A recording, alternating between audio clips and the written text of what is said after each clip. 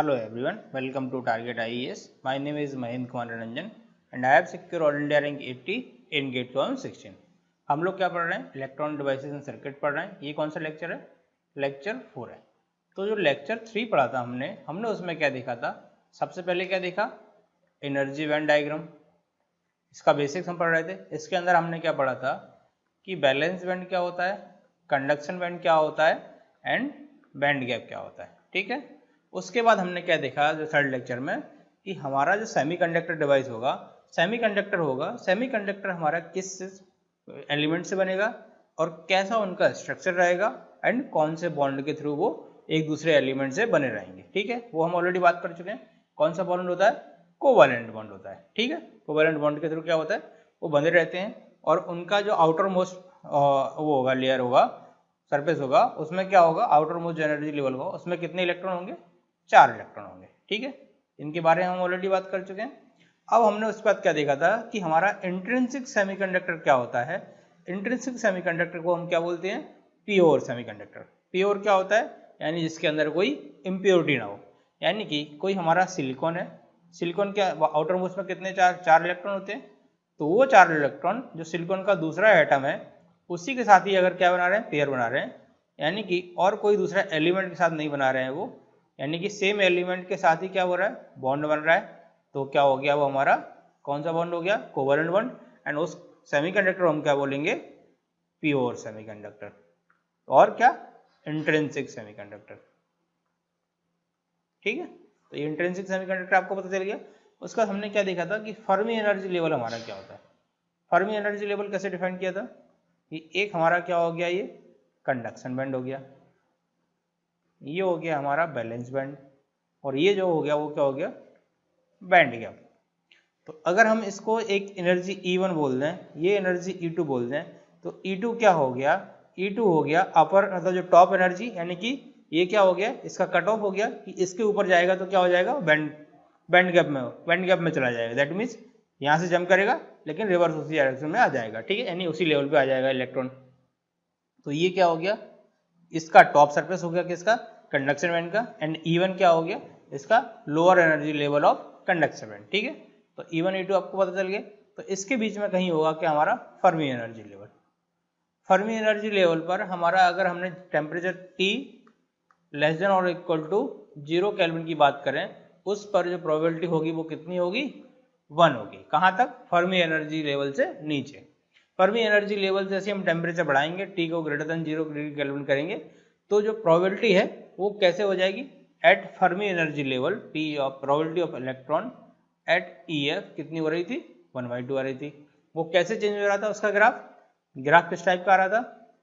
T less than 0 के लिए इस टाइप का, यानी कि T की वैल्यू जब 0 डिग्री से कम है तो प्रोबेबिलिटी 1 हो रही थी, ये PE थी, और ये क्या था? एनर्जी था। ठीक है, जैसे जैसे हमने टेम्परेचर बढ़ाया उसके बाद क्या होगा, जो उसकी एनर्जी प्रोबेबिलिटी है वो कहाँ पर? EF पर कितनी हो जाएगी? 1/2 हो जाएगी। एंड ग्राफ किस टाइप का? इस टाइप का ग्राफ आ जाएगा। ठीक है, जैसे जैसे टेम्परेचर बढ़ जाएगा वैसे वैसे एनर्जी हमारी बढ़ती जाएगी। ठीक है, तो ये आपको ऑलरेडी समझा दिया था। आज हम उसी टॉपिक को आगे कंटिन्यू करेंगे और डिटेल में देखेंगे कि इंट्रिंसिक सेमीकंडक्टर क्या होता है एंड फर्मी लेवल के अंदर उसका हम क्या पढ़ेंगे, जो हमारा इंट्रिंसिक पढ़ रहा है, फिर एक्सट्रिंसिक, यानी कि इसके अंदर क्या रहेंगी? इम्प्योरिटी रहेंगी। इम्प्योरिटी को हम डिटेल में पढ़ेंगे क्योंकि वो ही हमारा टॉपिक है जिससे हमारे गेट और IES के न्यूमेरिकल बनते हैं। ये आपका बेसिक है। एक बार बेस क्लियर हो गया तो आपको समझ में आएगा कि हाँ आगे क्या करना है। क्योंकि आपको अगर प्योर सेमीकंडक्टर नहीं पता, यानी इंट्रिंसिक नहीं पता, तो उसके अंदर इम्प्योरिटी डालेंगे तो आपको समझ में नहीं आएगा कि हो क्या रहा है। ठीक है, तो वो सब चीज़ें हम आगे कंटिन्यू करेंगे, अपने जो हमारे नोट्स हैं उनको फॉलो करेंगे। पहले हम बेसिक क्लियर कर लेते हैं। तो अभी हम जो एग्जांपल लेके चल रहे थे कि सिलिकॉन क्या हो रहा है हमारा, एक दूसरे सिलिकॉन एटम के साथ क्या बना रहा है? एक बॉन्ड बना रहा है। वो कौन सा बॉन्ड हो रहा है? बोल रहे हैं हम उसको कोवैलेंट बॉन्ड बना रहा है। ठीक है, तो ये जो कोवैलेंट बॉन्ड बना रहा है, ये इलेक्ट्रॉन क्या है? अब इमोबाइल है, यानी कि अब ये क्या फ्री नहीं है। तो ये जो इलेक्ट्रॉन रहेंगे वो कौन से बैंड में रहेंगे? बैलेंस बैंड में रहेंगे। ठीक है, और कंडक्शन बैंड में कौन से इलेक्ट्रॉन आते हैं? जो इलेक्ट्रॉन क्या है? फ्री है। और बैलेंस बैंड में कौन है? जो इमोबाइल है, दैट इज क्या है? वो फ्री नहीं है। ठीक है, अब क्या कर रहे हैं हम टेम्परेचर को बढ़ा रहे हैं। टेम्परेचर बढ़ाएंगे तो हमारा जो सिलिकॉन है उसका क्या है? ऑर्बिट है। तो आउटर ऑर्बिट में कितने? 4 इलेक्ट्रॉन है। टेम्परेचर बढ़ाएंगे तो क्या होगा, ये वाले इलेक्ट्रॉन जंप करेंगे, दूसरे एनर्जी लेवल में जाएंगे, जंप करेंगे तो ये वाला जगह क्या हो जाएगा, खाली हो जाएगा। तो इस जगह खाली हो जाएगा तो हमको ये समझना है कि हमारा तो जो इलेक्ट्रॉन बाहर चला गया इसी एलिमेंट की दूसरे ऑर्बिट में चला गया, दूसरे ऑर्बिट में चला गया तो क्या हो जाएगा, यहाँ पर क्या हो जाएगा, होल हो जाएगा, यानी कि खाली जगह हो जाएगी और इलेक्ट्रॉन कहाँ पर आ जाएगा, यहाँ पर आ जाएगा। आप अगर इसको इसमें समझें कि ये हमारा क्या था, सिलिकॉन बॉन्ड बना के रखा था इससे। अब क्या होगा, इस सिलिकॉन का क्या होगा, ऑर्बिट होगा, बहुत सारे एनर्जी लेवल होंगे उसमें। अब क्या होगा, ये जो बॉन्ड था ये उठ के चला गया इस एनर्जी लेवल पे इलेक्ट्रॉन, तो इधर क्या हो गया, एक होल हो गया, यानी खाली जगह हो गई और इलेक्ट्रॉन क्या आ गया, इधर आ गया। तो इसी चीज को हम क्या बोलते हैं, इलेक्ट्रॉन होल पेयर। क्या बोलते हैं, इलेक्ट्रॉन होल पेयर। ठीक है, ये आप लोग समझ में आ गया कि इलेक्ट्रॉन होल पेयर किसको बोलते हैं। क्या हुआ, हमने टेम्परेचर बढ़ाया, टेम्परेचर बढ़ाने से क्या हुआ, इलेक्ट्रॉन का एनर्जी बढ़ा, एनर्जी बढ़ने से वो क्या हुआ, आउटर ऑर्बिट में गया, यानी दूसरे एनर्जी लेवल पर गया। दूसरे एनर्जी लेवल पर जाएगा तो जिस जगह वो पहले था उधर क्या हो जाएगा, एक खाली जगह हो जाएगा। तो खाली जगह हो जाएगा, उसको खाली जगह को हम बोलते हैं होल, यानी कि क्या हो गया, खाली जगह हो गया, होल हो गया। और इलेक्ट्रॉन जहां दूसरी जगह गया तो उस चीज को हम क्या बोलते हैं, इलेक्ट्रॉन होल पेयर। तो अभी हमने होल इलेक्ट्रॉन पेयर देखा, इसके अंदर क्या हो रहा है, सेम एक एलिमेंट है, एलिमेंट का क्या है, एक हमारा जैसे सिलिकॉन है, सिलिकॉन का क्या है, ऑर्बिट है, इन ऑर्बिट में क्या है, हमारे इलेक्ट्रॉन है। कौन सा रूल फॉलो करते हैं, वो 2n स्क्वायर वाला रूल फॉलो करते हैं। ठीक है, अब क्या हुआ, हमारा इधर का इलेक्ट्रॉन क्या हुआ, हमने टेम्परेचर बढ़ाया, ये किसका क्या हुआ, एनर्जी बढ़ा, ये एनर्जी जाके इधर पहुंच गया, इलेक्ट्रॉन इधर पहुंच गया इस लेवल पे, तो इधर क्या हो जाएगा, एक होल हो जाएगा, एक होल हो जाएगा, और इधर क्या हो जाएगा, एक हमारा इलेक्ट्रॉन जाएगा, आ जाएगा इधर। तो ये क्या हो जाएगा, नेगेटिव हो जाएगा, और ये क्या हो जाएगा, पॉजिटिव हो जाएगा। एक तो बेसिक सी बात है, क्योंकि इलेक्ट्रॉन छोड़ के जाएगा, पहले एक बॉन्ड में थे, इलेक्ट्रॉन पॉजिटिव के साथ ही बॉन्ड करेगा, तो क्या हो गया, इधर हमारा एक पॉजिटिव आ गया, इधर नेगेटिव आ गया। तो क्या ओवरऑल जो स्ट्रक्चर है हमारा सिलिकॉन का, उसमें कोई फर्क आएगा क्या, नहीं आएगा। सिलिकॉन तो पहले जैसा था वो अभी भी वैसा है, लेकिन उसके जो ऑर्बिट है, हाँ उनमें फर्क आ जाएगा। इस ऑर्बिट में क्या हो जाएगा, एक होल हो जाएगा, और इस ऑर्बिट में क्या हो जाएगा, एक इलेक्ट्रॉन बढ़ जाएगा। लेकिन जो सिलिकॉन का ओवरऑल स्ट्रक्चर है, आपको देखने से जो लगेगा, यानी कि जो फाइनल उसका है, उसके अंदर उतने ही इलेक्ट्रॉन होंगे, उतने ही होल होंगे, क्योंकि उस स्ट्रक्चर से बाहर नहीं जा रहा है कोई चीज, उसके अंदर ही हो रहा है। क्या हो रहा है, इस एनर्जी लेवल से इस एनर्जी लेवल पे जा रहा है, या इससे यहाँ पे चला जाएगा, कहीं भी जा सकता है, लेकिन एक एटम के अंदर ही हो रहा है। तो इससे क्या होगा, हमारा ओवरऑल जो स्ट्रक्चर है सिलिकॉन का, वो क्या रहेगा, सेम रहेगा। ठीक है, तो आप क्या समझ गए, क्या हो गया हमारा इलेक्ट्रॉन होल पेयर। इसको हम अभी आयनाइज नहीं कर सकते, इसको आयन से रिलेटेड नहीं करें, क्यों, आयन में क्या होगा, हमारा जो ओवरऑल स्ट्रक्चर है कोई भी एलिमेंट का, वो चेंज होगा, यानी कि या तो उसमें नंबर ऑफ इलेक्ट्रॉन कम होंगे, ज्यादा होंगे, या नंबर ऑफ होल्स कम होंगे, ज्यादा होंगे, तब वो क्या होगा, आयोनाइज होगा। ठीक है, तो अभी हमारा जो ओवरऑल स्ट्रक्चर है सिलिकॉन का, वो सेम रहेगा, जो पहले था टेम्परेचर बढ़ने से, वो अभी भी सेम रहेगा। क्यों, क्योंकि उसका केवल ऑर्बिट्स में चेंज हो रहा है, ओवरऑल हमारे एक जो एलिमेंट है उसमें चेंज नहीं आ रहा है। अब अगर आयन की बात करें, तो जैसे आपने NaCl का एग्जाम्पल पढ़ा होगा, NaCl में क्या होता है कि जो सोडियम है हमारा, वो क्लोरीन को अपना एक इलेक्ट्रॉन क्या कर देता है, दान कर देता है, तो क्लोरीन पर क्या आ जाता है, नेगेटिव। जब इसने एक इलेक्ट्रॉन दे दिया तो इसके पास क्या आ जाएगा, पॉजिटिव आ जाएगा। तो इसलिए क्या हो गए, दोनों हमारे क्या हो गए, आयन्स हो गए। ठीक है, इसको हम क्या बोलते हैं, आयोनाइजेशन। क्या होता है इसमें कि एक एलिमेंट Na है, यानी सोडियम है, एक एलिमेंट क्लोरीन है, पूरे एलिमेंट ने क्या किया, एक इलेक्ट्रॉन का ट्रांसफर कर दिया। इसके अंदर क्या हो रहा है, इसके अंदर ही अंदर हो रहा है, यानी इस ऑर्बिट से इस ऑर्बिट में चला गया, इस ऑर्बिट से इस ऑर्बिट में चला जाएगा, लेकिन कहीं बाहर नहीं जा रहा है दूसरे एलिमेंट के पास। तो क्या हो रहा है, ये हमारा इलेक्ट्रॉन होल पेयर हो रहा है, और इसमें क्या हो रहा है, हमारा आयोनाइजेशन हो रहा है। ठीक है, तो ये कौन सा हो जाएगा, पॉजिटिव नेगेटिव आयंस हो जाएंगे। क्या हो जाएंगे, पॉजिटिव एंड नेगेटिव आयंस हो गया, और इसके अंदर क्या हो गया, हमारा electron hole pair, electron hole pair. Difference समझ में आ गया आपको, electron hole pair and positive negative ions में, दोनों में क्या डिफरेंस है बेसिक सा। इसके अंदर क्या हो गया, जो भी होगा वो एलिमेंट के अंदर होगा, और इसमें क्या होगा, एक एलिमेंट से दूसरे एलिमेंट का हम क्या, एक दान करेगा, और एक क्या लेगा, और एक देगा। ठीक है, तो एक पॉजिटिव हो जाएगा और एक क्या हो जाएगा, नेगेटिव हो जाएगा। तो आपको आयन और इलेक्ट्रॉन होल पेयर में समझ में आ गया। अब हमको कभी भी इलेक्ट्रॉन होल पेयर को आयन से रिप्लेस नहीं करना है। क्यों नहीं करना है, क्योंकि हम जब भी बात करते हैं तो एक एटम की बात करते हैं, यानी एक एलिमेंट की बात करेंगे, और इलेक्ट्रॉन होल पेयर में क्या होता है कि उसके अंदर ही पॉजिटिव बनता है और उसके अंदर ही नेगेटिव बनता है। आप उसको जब ऊपर से देखोगे तो आपको कुछ समझ में नहीं आएगा, यानी कि उसके अंदर ना ही आपको समझ में आएगा कि आयोनाइज हुआ है कि नहीं हुआ है, क्योंकि वो क्या है, हमारा एक न्यूट्रल है। लेकिन हम कब बात करेंगे, जब इलेक्ट्रॉन होल पेयर होगा, तो हम इसमें के अंदर होल्स और इलेक्ट्रॉन्स की बात कब करेंगे, जब हम क्या करेंगे, ये देखो इधर एनर्जी लेवल क्या है, समझ लो इधर E1 है, इधर E2 है, इधर E3 है एंड ये E4 है। हर एक जो ऑर्बिट है उसका अलग अलग एनर्जी लेवल होगा, अलग अलग एनर्जी। जैसे E3 से क्या हो रहा है, हमारा इलेक्ट्रॉन गया कहाँ पहुंच गया, E4 में पहुंच गया, तो E3 लेवल पे क्या हो गया, हमारा होल बन गया, और E4 पे क्या हो गया, हमारा नेगेटिव आ गया। तो एनर्जी लेवल उसके आयनाइज हुए हैं, आप ये समझो एनर्जी लेवल जो है उसके सिस्टम के क्या होगा, हमारा जो एलिमेंट है उसके आयनाइज है। यानी कि जब भी हम एनर्जी लेवल की बात करेंगे किसमें, इलेक्ट्रॉन होल पेयर में, तो एनर्जी लेवल उसके क्या होंगे, हम आयोनाइजेशन में लाएंगे। क्यों, क्योंकि हमारा ये एनर्जी है, इधर E1 E2 E3 E4 क्या हो रहा है, E3 से एक एलिमेंट गया, E1 E2 E3 and E4, इधर से क्या हमारा इलेक्ट्रॉन गया और इधर पहुंच गया, इधर होल बन गया, इधर एक इलेक्ट्रॉन आ गया, तो E3 हमारा क्या हो गया, आयोनाइज हो गया, और इधर क्या हो गया, हमारा एक इलेक्ट्रॉन आ गया। तो एनर्जी लेवल उसके आयोनाइज हो गए, बट हमारा जो पूरा एटम की बात करेंगे, एटम कैसा है, न्यूट्रल है। ठीक है, तो एटम क्या है, न्यूट्रल है, तो ये क्या हो गया, हमारा इलेक्ट्रॉन होल पेयर। ठीक है, इतना क्लियर हो गया आपको। यानी कि हम जब भी इलेक्ट्रॉन होल पेयर की बात करेंगे तो उसके अंदर आयोनाइजेशन नहीं आएगा।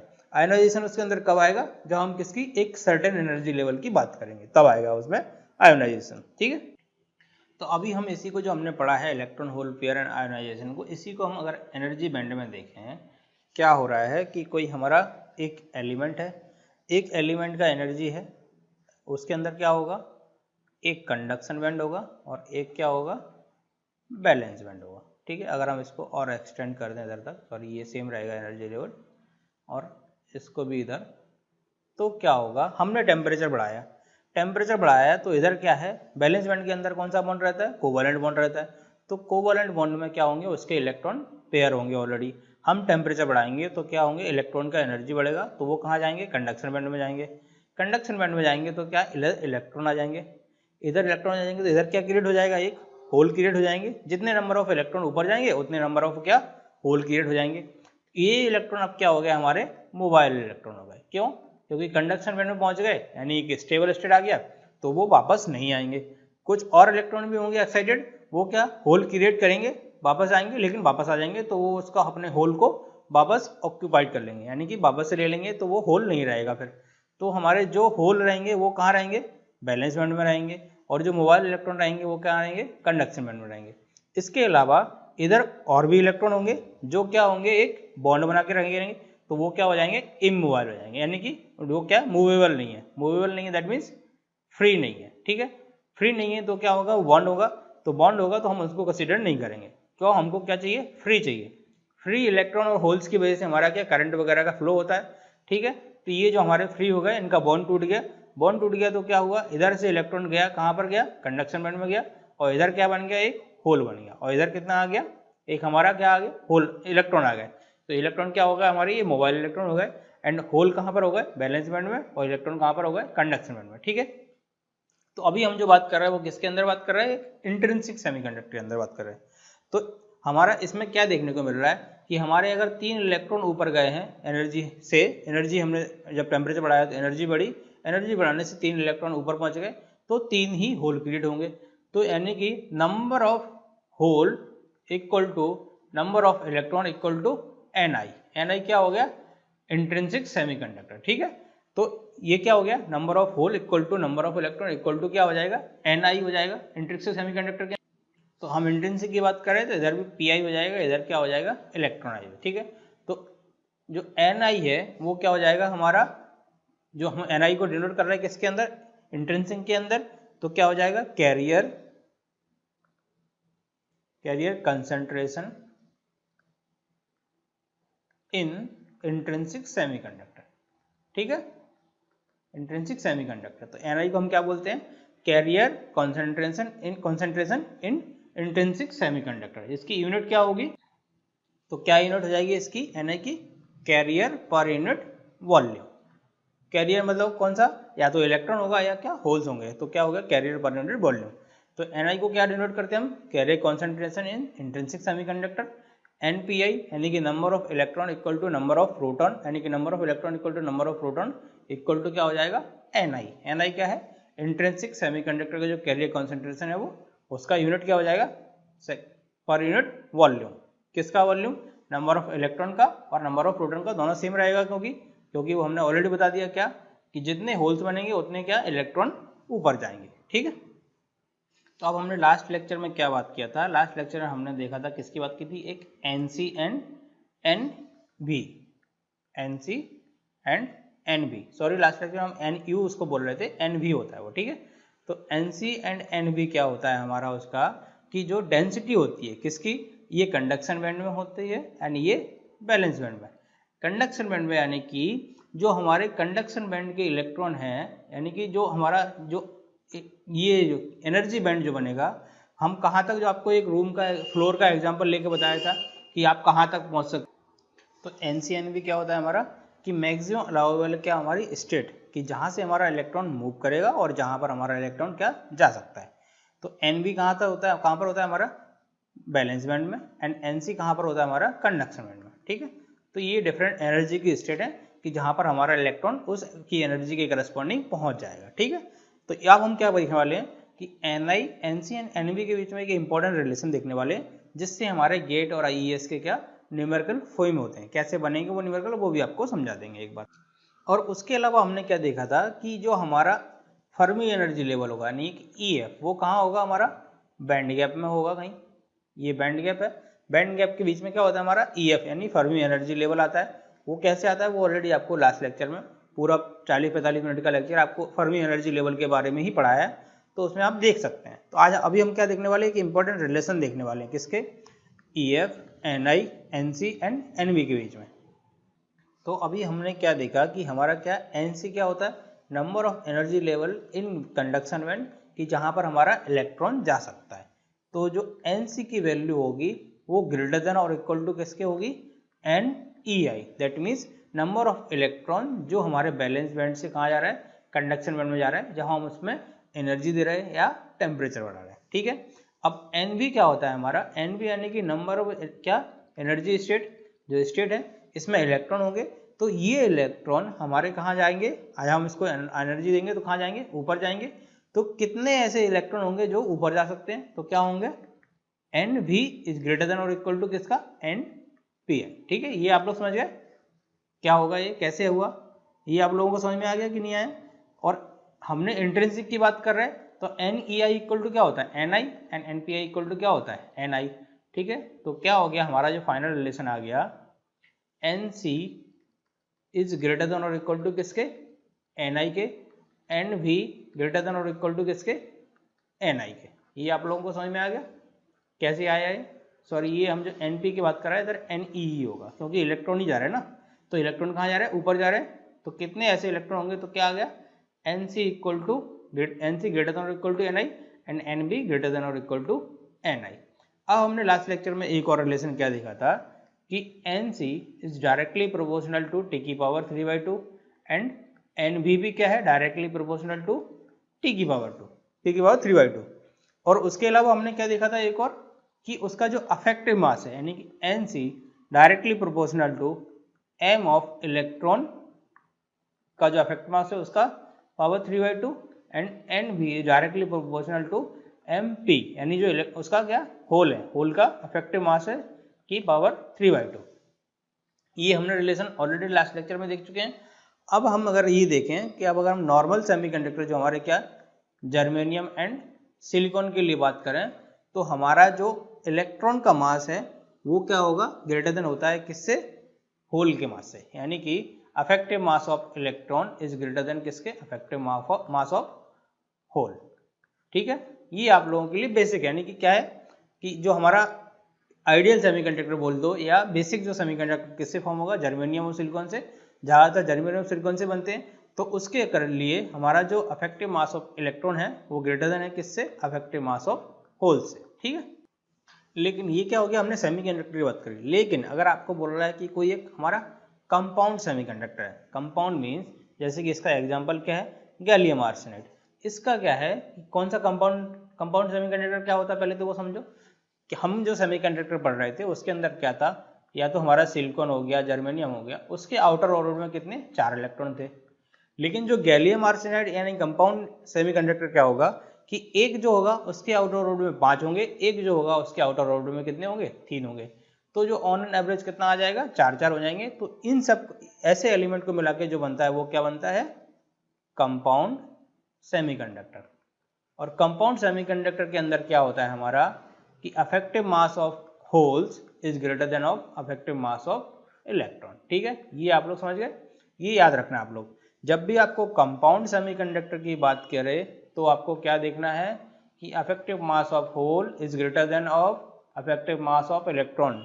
लेकिन आपको सिंपल सेमीकंडक्टर की बात करें तो क्या होगा, affective mass of electron is greater then affective mass of proton. ठीक है, ये कौन सा, नॉर्मल सेमीकंडक्टर, और ये कौन सा है, कंपाउंड सेमीकंडक्टर है। ठीक है, इतना आप लोगों को क्लियर हो गया कि कंपाउंड सेमीकंडक्टर क्या होता है एंड नॉर्मल जो हमारा आइडियल सेमीकंडक्टर है उसका क्या डेफिनेशन है।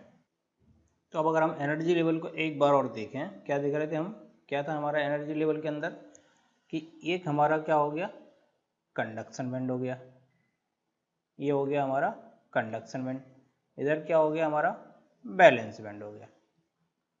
ठीक है, तो ये जो एनर्जी रहेगी वो क्या कट ऑफ रहेगी किसके लिए, कंडक्शन बैंड के लिए। कंडक्शन बैंड के लिए कट ऑफ रहेगी तो हम इसको बोलेंगे ईसी। और ये क्या हो जाएगी, ये एनर्जी लेवल अपर लिमिट हो जाएगी किसके लिए, बैलेंस बैंड के लिए, तो ये हो जाएगी हमारी ईवी। इधर कहीं हमारा क्या रहेगा, ईएफ रहेगा, एकदम मिडिल में रहेगा कि नहीं रहेगा वो तो उसकी प्रॉपर्टी उसके सेमीकंडक्टर पर डिपेंड करेगा। तो ये क्या हो गया हमारा बैंड गैप हो गया, ये हो गया हमारा कंडक्शन बैंड, ये हो गया हमारा बैलेंस बैंड।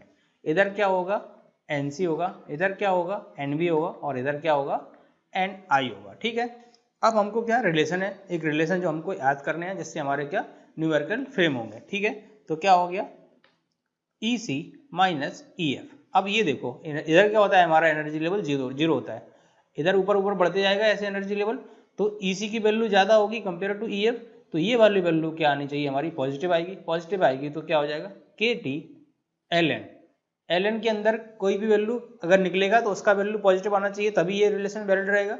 तो पॉजिटिव कब आएगा कि एन सी डिवाइडेड बाय क्या होगा एन आई होगा। ठीक है, N C divided by N I. ठीक है, तो ये एक रिलेशन हो गया किसका हमारा E C minus E F, यानी कि जो हमारा कट ऑफ है किसका कंडक्शन बैंड का ई सी, और ई एफ क्या है हमारा Fermi level, energy Fermi level.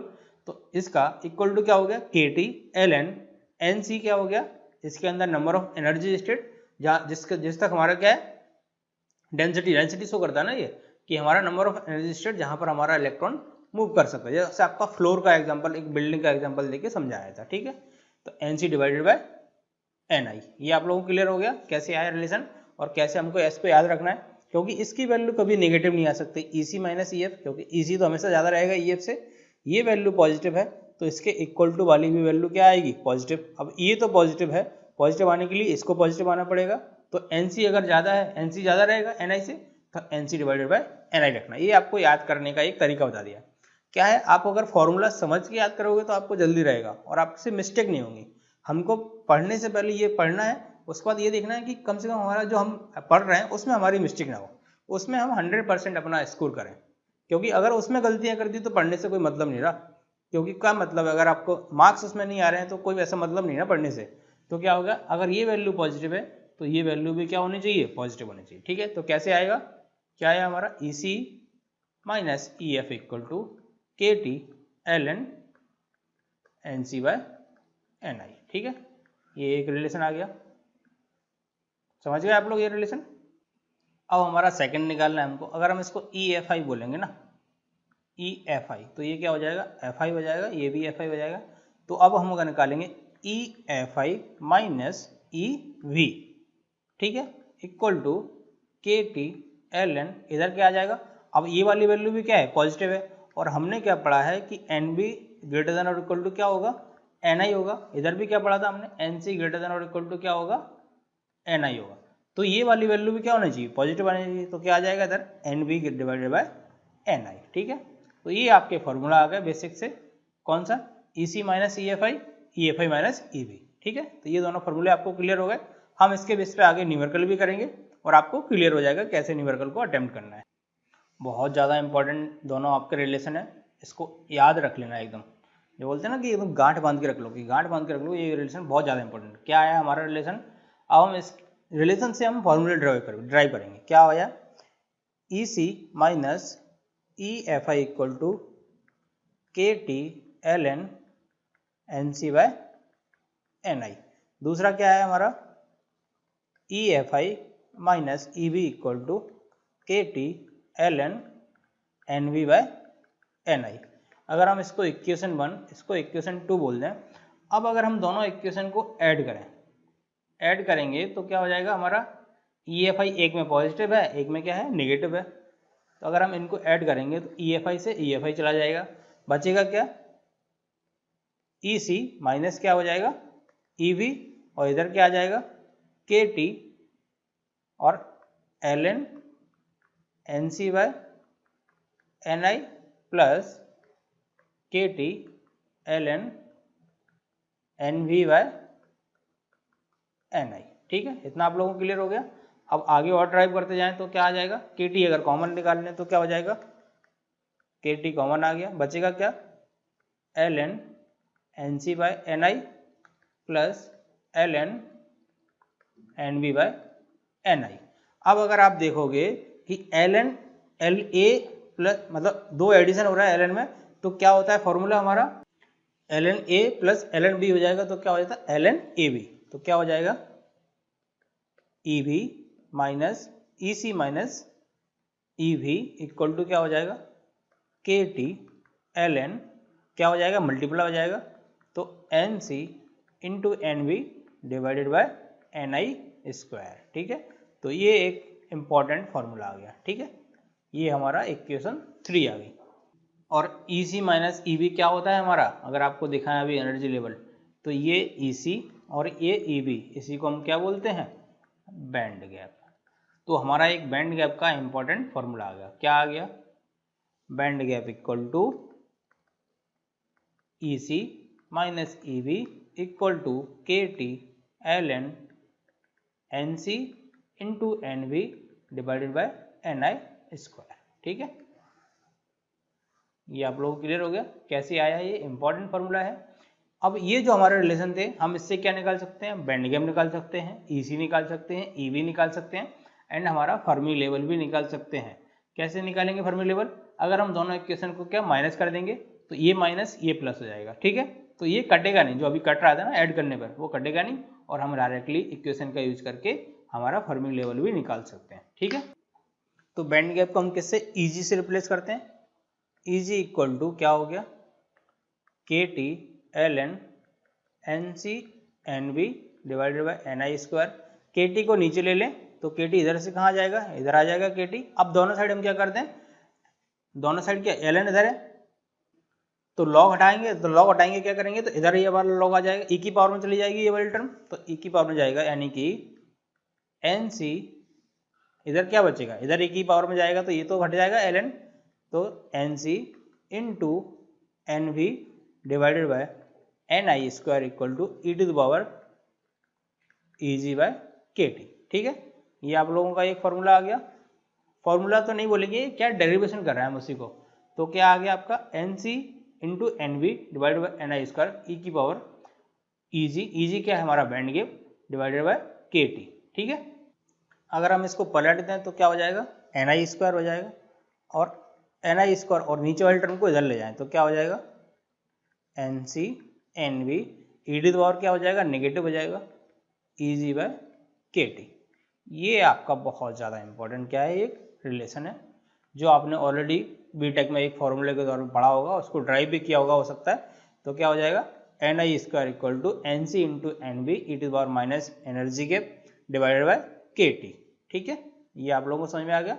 ये आपका बहुत ज़्यादा इंपॉर्टेंट फार्मूला है गेट और ES के हिसाब से। अब हमारे पास क्या है? NI का एक रिलेशन आ गया, NI equal to NC into NV e to the power minus EG क्या है? Band gap divided by KT।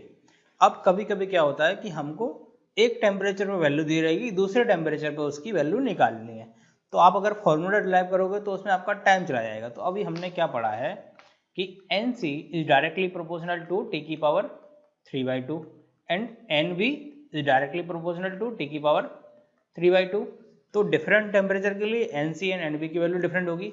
That means अगर हम NC1 बाय NC2 की वैल्यू निकालें तो ये क्या हो जाएगा, T1 बाय T2 की पावर कितना हो जाएगा, 3/2 हो जाएगा। क्यों? क्योंकि हम अगर ये जो प्रोपोर्शनल वाला साइन खोलेंगे तो एक कांस्टेंट आएगा k, और k से k कैंसिल हो जाएगा तो क्या बचेगा, T1 बाई T2 की पावर 3/2। सेम अगर ऐसे NV1 NV2 की जो निकालेंगे रेशो वो क्या आ जाएगा, T1 बाई T2 की पावर 3/2।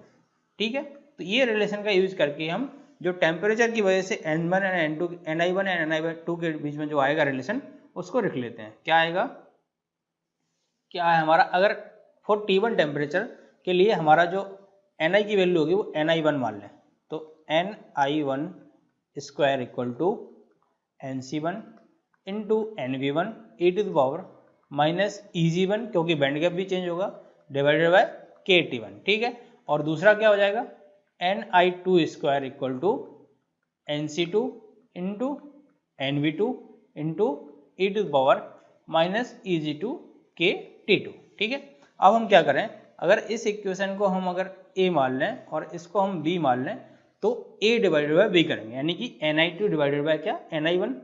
तो क्या आ जाएगा हमारा, Ni2 डिवाइडेड बाय Ni1 का क्या हो जाएगा स्क्वायर, इधर क्या आ जाएगा NC2 इंटू NV2, नीचे क्या NC1 डिवाइडेड बाय NV1, और इधर क्या आ जाएगा e to the power minus Eg1 by KT1 divided by e to the power minus Eg2, sorry 2 ऊपर आएगा क्योंकि 2 हम ऊपर लेके चल रहे हैं, नीचे आ जाएगा T1 आ जाएगा। ठीक है, तो इसकी वैल्यू हमको पता है क्या है, हमने अभी देखी क्या है, T की पावर T1 बाई T2 की पावर कितना है 3/2।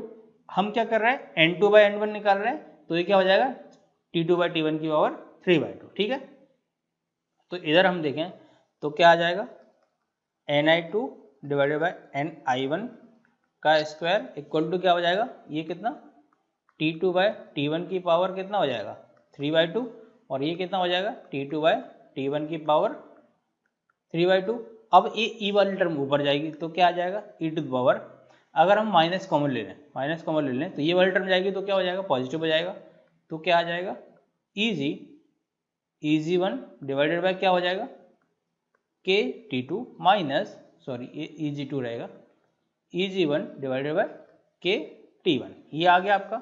अब ये दोनों का वैल्यू क्या है, सेम है, T1 बाई A की पावर B और B की पावर ये है इस टाइप, यानी कि A की पावर x इंटू B की पावर x, तो क्या हो जाएगा A और B मल्टीप्लाई हो जाएंगे, यानी कि पावर क्या हो जाएगी ऐड हो जाएंगी, तो क्या हो जाएगा हमारा Ni2 डिवाइडेड बाय क्या Ni1 स्क्वायर, यानी कि इनके क्या बेस सेम है तो पावर क्या हो जाएगी ऐड हो जाएगी, तो क्या हो जाएगा T2 बाई T1 की power 3 into e to the power minus Eg2 by KT2 minus Eg1 by KT1। ये हमारा क्या है रिलेशन आ गया, किसके रिस्पेक्ट में, टेम्परेचर के रिस्पेक्ट में। ठीक है, क्या होगा कभी टेम्परेचर के बारे में बोलेगा कि आपको एक टेम्परेचर पे वैल्यू पता है Ni1, दूसरे टेम्परेचर पे आपकी वैल्यू है Ni2, तो Ni2 की वैल्यू क्या होगी, ठीक है, तो वो हम डायरेक्टली इस रिलेशन से निकाल सकते हैं। अगर आपको बोले कि हमारा एनर्जी गैप जो है वो क्या है कांस्टेंट है, दैट मीन्स आप टेम्परेचर बढ़ा रहे हो लेकिन एनर्जी गैप क्या है कांस्टेंट है, Eg1 equal to Eg2 equal to Eg है। ये कभी होता नहीं है लेकिन न्यूमेरिकल में आपको बोल देता है, क्योंकि वो क्या है एक आइडियल कंडीशन लेके चलते हैं न्यूमेरिकल में। तो क्या हो गया Eg1 इक्वल टू Eg2 हो गया, तो क्या हो गया हमारा एनर्जी गैप गया है सेम है, एनर्जी गैप सेम है तो क्या हो जाएगा हमारा relation Ni2 Ni1 square equal to T2 by T1 की cube into E to the power Eg common आ जाएगा, Eg बाय K कॉमन आ जाएगा, तो बचेगा क्या 1 bye T2 minus 1 bye T1। ठीक है, तो ये एक रिलेशन, हम रिलेशन तो नहीं बोलेंगे, रिलेशन आप इसी को याद रखो। जब आपको बोल रहा है कि बैंड गैप जो एनर्जी गैप है हमारा वो सेम है, तो आप डायरेक्टली उसकी वैल्यू पुट कर दो, आप इसी को याद रखो, ये हमारा इंपॉर्टेंट है। ठीक है, तो आज हमने कुछ कुछ इंपॉर्टेंट रिलेशन देख लिए। कौन कौन से? एक तो ये हो गया हमारा ये वाला, उसके अलावा एक कौन सा देखा था? ये वाला, ठीक है। एंड एक और कौन सा देखा था? जो हमारे दो इक्वेशन आई थी, ये दोनों बेसिक हैं और इन्हीं दोनों इक्वेशन का यूज करके हमने क्या एक ड्राइव किए हैं फॉर्मूले, ठीक है। तो जब भी आपको कभी गेट में क्या होगा, इस टाइप 2 मार्क्स में आएगा, जब भी आपका न्यूमेरिकल आएगा तो हमेशा 2 मार्क्स में आएगा, क्योंकि इतना बड़ा फॉर्मूले का इतना बड़ी कैलकुलेशन आपको देगा तो हमेशा 2 मार्क्स में ही पूछेगा। और 2 मार्क्स के लिए आपको 2 से 3 मिनट लेके आराम से सॉल्व करना है न्यूमेरिकल, क्योंकि गलत नहीं होना चाहिए। 2 मार्क्स मतलब अगर एक गलत हो गया तो 0.66 नेगेटिव भी हो जाएगा, तो आपके 2.66 मार्क्स का लॉस हो गया, ठीक है। और 2.66 मार्क्स मतलब इसी में आप समझ लो कि आपका 1000 रैंक या 2000 रैंक से वेरी कर जाएगा इतने में, ठीक है। तो क्या हो गया आपका, ये आपका इंपॉर्टेंट फॉर्मूला हो गया। तो अब इसमें जो न्यूमेरिकल आएंगे वो किस टाइप के फेम होंगे, आप ये देखो क्या बोलेगा कि अभी हमने क्या दिया कि बैंड का हमने क्या लिया, सेम ले लिया। तो क्या बोलेगा आपका टेम्परेचर T1 यानी कि 300 डिग्री केल्विन, इस पर जो इंटेक्सिल सेमीकंडक्टर का कैरियर है वो Ni है, इसकी वैल्यू आपको गिवन रहेगी। अब T2 पर अगर बोलेगा, T2 आपका बोल रहा है 400 केल्विन और इसमें आपका बोलेगा कि Ni2 वैल्यू है जिसकी वैल्यू हमको फाइंड करनी है। और आपका जो बैंड गैप है वो रिमेन कांस्टेंट है, T1 एंड T2 पर दोनों पर सेम है और जो कांस्टेंट वैल्यू है उसकी आपको दी रहेगी, ठीक है। तो आपको क्या है, T1 पता है, T2 पता है, K कांस्टेंट है, Ni1 पता है, Ni2 की वैल्यू निकालनी है। बस आराम से एक फॉर्मूले में वैल्यू पुट करना है और उसका कैलकुलेशन करके हमको आंसर निकाल लेना है। ये स्क्वायर जरूर याद रखना, ये स्क्वायर है, यहाँ पर क्या है, क्यूब है। कई बार क्या होता है आप Ni2 की वैल्यू निकाल लेते हो लेकिन आप क्या है इसका रूट निकालना रहता है, रूट नहीं निकालते हो। क्यों? क्योंकि इधर ये रूट हो जाएगा ना, अगर निकालोगे तो स्क्वायर रूट नहीं निकालोगे तो आपका आंसर गलत आ जाएगा और जो आपका गलत आएगा वो ऑप्शन में जरूर मैच कर जाएगा, ठीक है। तो आपको लगेगा कि आंसर सही आ गया लेकिन उसमें आपकी कैलकुलेशन मिस्टेक हो गई है, ठीक है। तो आपको सारी यूनिट्स एंड जो पावर वगैरह होती हैं फॉर्मूले, आप अगर यूनिट से खेल गए ना तो आपका 50% मार्क्स आप यूनिट से ही ला सकते हैं, क्योंकि आजकल जो पेपर आ रहा है 2-3 साल से वो यूनिट पे खेलना है ज़्यादा, कि अगर आपको यूनिट के जो फंडे क्लियर हैं कि हाँ यूनिट से हमको कैसे निकालना है, कैसे सॉल्व करना है, तो हम आप डायरेक्टली आंसर निकाल सकते हैं, ठीक है। अब ये तो क्या हो गया, एक टाइप का न्यूमेरिकल हो गया। जो हमारी दो इक्वेशन थी हमने उनको क्या किया था, माइनस किया था, सब्सट्रैक्ट किया था, तो हमारा ये रिलेशन आया था। क्या इक्वेशन थी? ये दोनों इक्वेशन थी, EC minus EFI equal to KT ln NC by NI and EFI minus EV equal to KT ln NV by NI।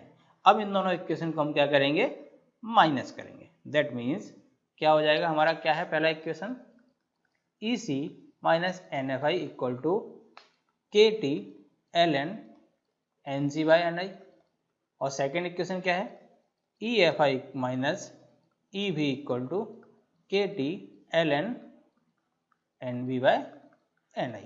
अब अगर हम इन दोनों इक्वेशन को माइनस करेंगे तो माइनस प्लस एंड माइनस, ठीक है, ऐड कर देंगे। अब ऐड कर देंगे क्योंकि ये वाले साइन चेंज हो जाएंगे इससे, तो क्या हो जाएगा, EC माइनस EFI क्या हो जाएगा, 2FI, ठीक है। आप लोगों को क्लियर होगा कैसे EFI है, तो क्या हो जाएगा 2 EFI माइनस क्या हो जाएगा, sorry plus EV equal to KT ln NC by NI minus क्या हो जाएगा KT ln NV by NI, ठीक है। ये इक्वेशन 1 थी, ये इक्वेशन 2 थी, दोनों को क्या कर दिया हमने, माइनस कर दिया, है ना, माइनस कर दिया, तो ये हमारी एक इक्वेशन आ गई। तो अगर हम इसको एक बार और सिंप्लीफाई कर लें, KT कॉमन ले लेंगे तो क्या हो जाएगा हमारा, इधर क्या आ जाएगा, EC minus 2 EFI plus EV, KT common ले लिया। अब क्या ln A minus ln B बचेगा, तो ln A minus ln B equal to क्या होता है, ln A by ln B, तो क्या हो जाएगा ln NC by NI divided by NV by NI। NI से NI कैंसिल हो जाएगा, तो क्या आ गया आपका EC minus 2 EFI plus EV equal to KT ln NC bye NV, ठीक है। तो ये भी एक आपका क्या है, इंपॉर्टेंट क्या है, हमारा एक डेरिवेशन है। अब अगर हम इसको और सिंप्लीफाई करके लिखें, एनर्जी फर्मी लेवल के फॉर्म में लिखेंगे तो क्या लिखेंगे, कैसे लिखेंगे, इसको हम अगर इस साइड ले जाएं और इस वाली वैल्यू को इस साइड लाएंगे तो क्या हो जाएगा हमारा 2 EFI equal to EC plus EV minus KT ln Nc/Nv 2 से डिवाइड कर देंगे तो क्या हो जाएगा EFi equal to EC plus EV divided by 2 minus KT divided by 2 ln Nc/Nv। तो अब इस जो रिलेशन आया इसमें समझने वाली बात क्या है कि अगर हम एनर्जी जो देखें, पहले हम एनर्जी बैंड की बात कर रहे थे, तो ये क्या हो गया हमारा EC हो गया, ये हो गया हमारा EV हो गया, और इधर कहीं ये क्या हो गया हमारा बैंड गैप हो गया। इधर क्या है हमारा एक जीरो वाली लाइन है जिसके रेफरेंस में हमारा EC आ रहा है एंड EV आ रहा है, ये जीरो है, ये हमारा क्या है वाई एक्सिस है। तो इधर क्या हो गया EC हो गया, इधर क्या हो गया, अगर हम इसको बोल दें 6 वोल्ट 6 और इसको 10 बोल दें तो इन दोनों का जो एवरेज निकलेगा वो कितना आएगा 10 और 6 16, 16 का एवरेज कितना आ जाएगा 8 आ जाएगा, यानी कि समथिंग कहीं यहाँ, यानी कि ये क्या आ गया 8 इसका क्या रहेगा मिड रहेगा। क्यों 6 में 2 बढ़ाएंगे तो कितना आएगा 8 और 10 में 2 कम करेंगे तो क्या आ जाएगा 8 आ जाएगा। तो ये जो 8 रहेगा वो क्या रहेगा EC एंड EV का क्या रहेगा मिड वैल्यू रहेगा। हम इसको बैंड गैप का मिड वैल्यू नहीं बोल सकते, बैंड गैप क्यों, क्योंकि इतना ही इंडिकेट करता है, ये डिफरेंस है, ये रेफरेंस से नहीं ले रहा है, हमको रेफरेंस से लेके चलना है। तो ये क्या है हमारा मिड वैल्यू है किसका EC माइनस EV का, EC प्लस एंड EV का। तो क्या हो जाएगा हमारा रिलेशन आएगा EFi इक्वल टू, ये क्या हो जाएगा E मिड बोल देंगे हम इसको, E मिड मतलब मिडिल वैल्यू, डायरेक्ट सेंटर की वैल्यू है। अब हमने एक और रिलेशन क्या पढ़ा है कि जो Nc होता है वो डायरेक्टली प्रोपोर्शनल होता है इलेक्ट्रॉन का जो है क्या अफेक्टिव मॉलिक्यूलर मास है उसकी पावर 3/2। तो अगर हम इसको खोलेंगे प्रोपोर्शनल को तो इधर कांस्टेंट आ जाएगा, और सेम Nv क्या होगा K m P की पावर 3/2, P मतलब होल। तो इधर हम वैल्यू पुट कर देंगे तो क्या हो जाएगा KT/2 ln क्या हो जाएगा Me divided by MP, Me divided by MP की पावर कितना हो जाएगा 3/2। ठीक है, ये क्योंकि क्या हो गया Nc इक्वल टू Me और K से K कैंसिल हो जाएगा ना दोनों में, जब हम डिवाइड करेंगे तो K से K कैंसिल हो जाएगा तो ये वाली वैल्यू के लिए बचेगी। ठीक है, अब हमने पढ़ा है ln का फॉर्मूला की पावर क्या हो जाएगी आगे आ जाएगी, पावर आगे आ जाएगी तो क्या आ जाएगा EFi equal to E mid minus 3/2 बाहर आ जाएगा तो 3 KT 2 और 2 कितना हो जाएगा 4 ln affective mass of electron divided by affective mass of proton यानी कि होल्स। ठीक है, तो ये आपका वेरी वेरी इंपॉर्टेंट क्या आ गया आपका एक रिलेशन आ गया।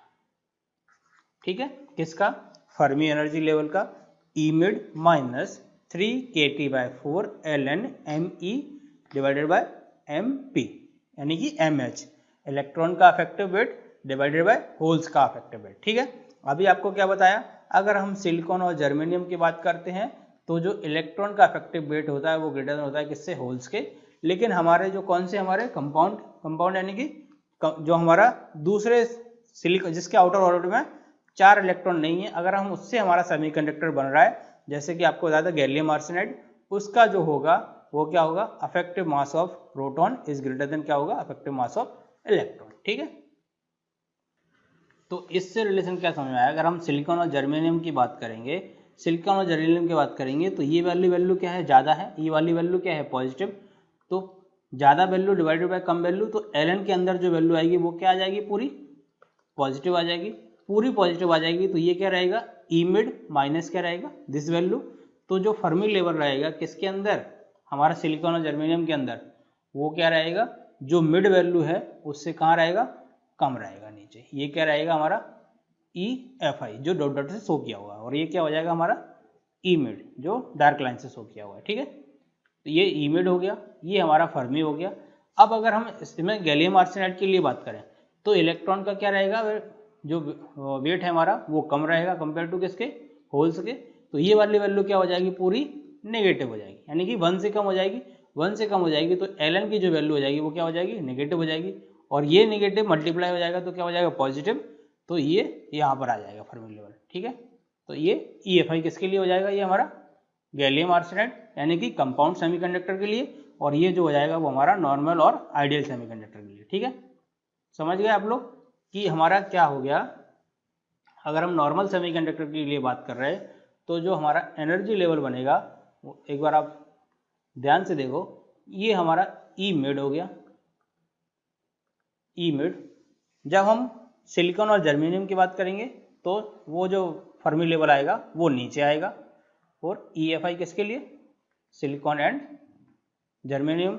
और जब हम गैलियम आर्सेनाइड या उस टाइप के सेमीकंडक्टर की बात करेंगे जिनके आउटर ऑर्बिट में 4 इलेक्ट्रॉन नहीं है, जो एक में 5 है एक में 3 है, उस टाइप का एवरेज निकाल के उनका सेमीकंडक्टर बना रहे हैं, तो उसका फर्मी लेवल क्या रहेगा? ऊपर रहेगा। ये आप लोग समझ गए। इधर हमारा एनर्जी हो गया। और ये क्या है? Inter molecular distance. समझ गए आप लोग कैसे आ रहा है ये इमिड, ये कंपाउंड सेमीकंडक्टर के लिए आ गया, कंपाउंड सेमीकंडक्टर। ये वाली जो लाइन आ रही है और ये वाली लाइन कौन से? आइडियल और प्योर सेमीकंडक्टर, यानी कि प्योर जो सेमीकंडक्टर जो सेम एलिमेंट है, प्योर तो नहीं बोलेंगे सॉरी, आइडियल और कौन से? जर्मेनियम एंड सिलिकॉन सेमीकंडक्टर, जिसके आउटर ऑर्बिट में कितने? 4 इलेक्ट्रॉन है, उनके लिए जो फर्मी लेवल होगा वो क्या हो जाएगा? नीचे रहेगा। किससे? मिड वैल्यू जो है उससे। और अगर आपको बोल दिया जाए न्यूमेरिकल में कि जो मास का यानी इलेक्ट्रॉन का मास है वो इक्वल टू किसके है? प्रोटॉन के, तो ये क्या हो जाएगा? वैल्यू 1 हो जाएगी। Ln1 की वैल्यू क्या हो जाएगी? 0। तो E जो फर्मी लेवल आ जाएगा वो किसके? मिड के इक्वल टू हो जाएगा। यानी कि जो फर्मी लेवल आएगा वो क्या हो जाएगा? ये कब आएगा? ये वाला लेवल कब मैच करेगा? जब हमारा effective mass of electron equal to effective mass of proton हो जाएगा। ठीक है, तो ये आपको तीनों कंडीशन समझ में आ गई। तो आज के लिए हम इतना ही पढ़ते हैं, अगले लेक्चर में इसके आगे वाले टॉपिक हम कंटिन्यू करेंगे। तो अभी क्या है, हमारा धीरे धीरे बेस क्लियर होता जा रहा है, हम उसके बाद न्यूमेरिकल अटेम्प्ट करेंगे और आपके जो भी डाउट है हम नोट से एक बार आपको और समझा देंगे, तो आपके सारे डाउट क्लियर हो जाएंगे। ठीक है, तो आज के लिए इतना ही। Thank you.